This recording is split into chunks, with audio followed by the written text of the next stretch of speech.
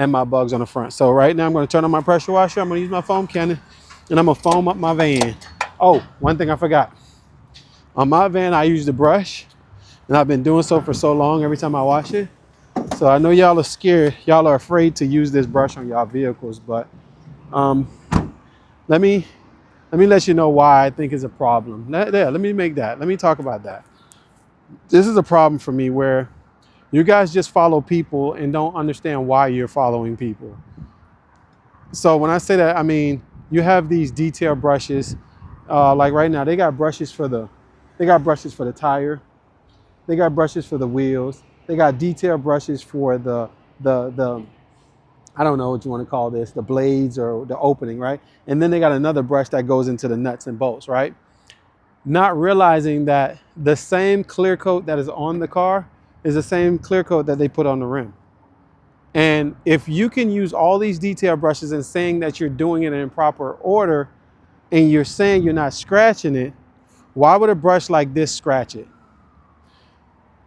The only way a brush like this would scratch it is if you just start running dirt, sand all over your vehicle. It's not guaranteed that this will scratch it, but you have a better chance of scratching the car if you start washing the car with a bunch of sand on it. In this case, I don't have gritty sand. And if I did have some sand on it, the purpose of using a foam canning, and if you read the back of your soap distributor bottle, it says that it encapsulates your dirt. So encapsulate means it puts the dirt inside of it. It's not guaranteed, but that's the purpose of your soap being what it is, so that there's friction. Because if that's the case, you can just use regular water and a hand towel. But we put soap, so there's lubricity. So there's different things that separates the clear coat and the actual dirt. It lifts the dirt up as like a pre-soak. If you have the right, which is a low pH soap is all that's needed. So with that being said, this brush has caused less damage than using a microfiber towel. It's all about the user of anything that is being done. Because right now you can save a life with a handgun, but if you put it in the wrong hands, it's depend on the person. So how you use what you use is the outcome. So we call ourselves detailers for a reason. But a lot of us are scared to use this on videos. Every time I post a video, oh, you need to get rid of that brush. I've been in this business for 17 years come April. I'll be in the business. But I started with this at $15 a ar. Right now, hear me when I say this, I will use this on a Corolla right now. I will use this on a Lamborghini right now. You want to know why I will use it on a Lamborghini? Is because if the customer is not willing to pay me to get all in the nooks and crannies and all that stuff, what am I talking about? How can I complain about a customer who has a Lamborghini, but you see it take it through a Mr. Car Wash? That's not my business. My job is to own the facility, and whoever want to come through, let them come through, right? It's like you being on a diet, but then you're mad at the person who has a buffet. It's between the discipline of the person that came in that establishment, and it's my job as a business owner to have it. So I'm saying all that to say, the point is, if you are not willing to pay me to do a 2-bucket method, if you're not willing to pay me to use more chemicals to soak your vehicle, prep it, and do all the necessary steps, then guess what? I am giving you what it is to let you get a quick car wash and me get out there. I'm not here to work hard. I'm here to run a business. So this is one thing that came to me. Some of you guys are too young to understand this, but back in the day, you used to go to a gas station. You drive up to a pump. You didn't have to get out of your car. If you ever notice on a gas station right now, it still says self-serve, because that was a big change where you get to do your own thing. But when you used to pull up to a gas station, you can pull up in your Lamborghini. If you told them $20 and you want 87 octane, they may look at you weird, but their job is just to give you what you said you wanted. It ain't your job to say, no, I'm going to charge you for 87, but I got to pump 93. A lot of you guys are mistaking how business is ran. You can't detail for other detailers because how they would look at you. I don't care if another detailer passed by me using this brush on a Lamborghini and judging me. You don't know what that customer is willing to pay me to get it done. Now, if you see me with all the wheels off and all this other stuff, got it on a lift, I got a semi truck and it looks like a full-fledged shop, but yet I only made 50, 60, or $100 off this car. Hell, if I made $500, is it worth $500 to jack up the wheels, jack up the car, take off the wheels, do all this fine-tuned detailing and put it back on?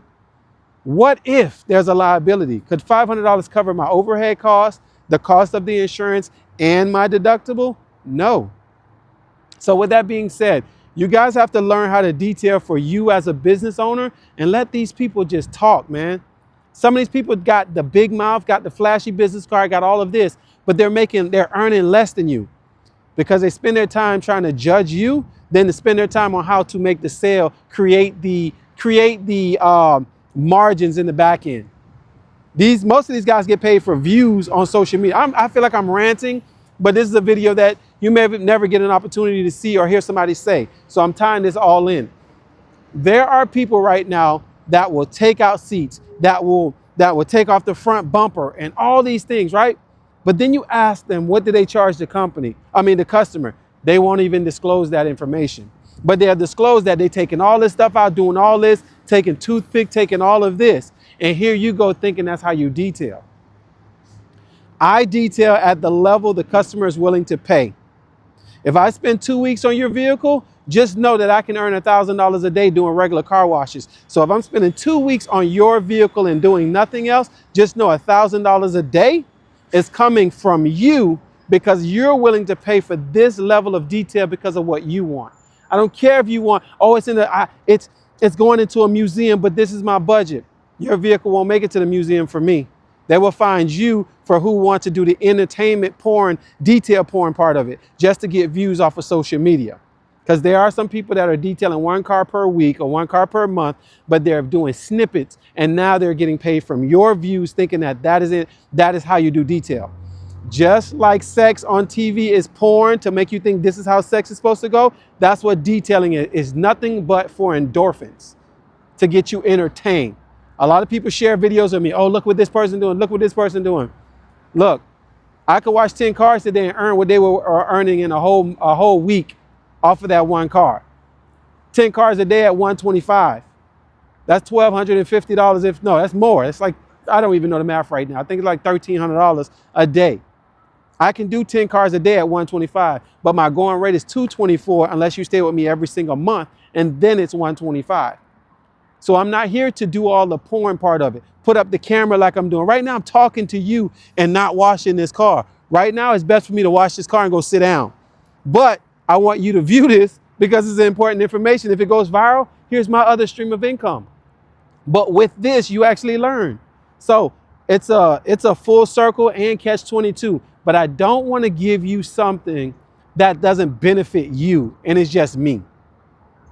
They say the best art form of negotiation is when everybody wins.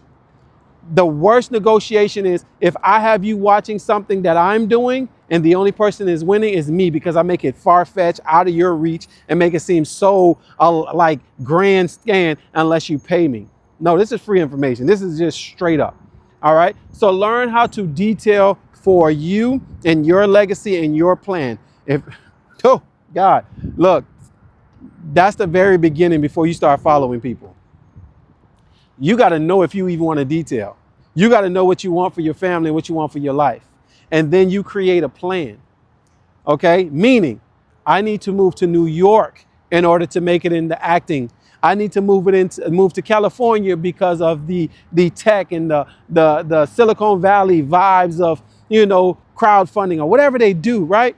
But then when you get there, somebody give you entertainment on where to do crops. And now you're stuck in your place where you had a plan, but because they made growing strawberries look good, now you envying the people in Florida growing strawberries, but you're in California because you use your little money to go to California. Don't get it twisted. Follow your plan. Find the person in California that's doing what you want to do and figure out, are they getting paid for the views on social media or are they getting paid because they're showing you how to do it step by step, what works for them? Then we got someone to follow or someone to mirror. Okay, he struggled in this area, but he was persistent. Some of these people make it look easy, man, and it's not that easy. And some people make it hard, and it's not that far-fetched. All right? So you can make it with anything you want to do. You just got to stick your head to it.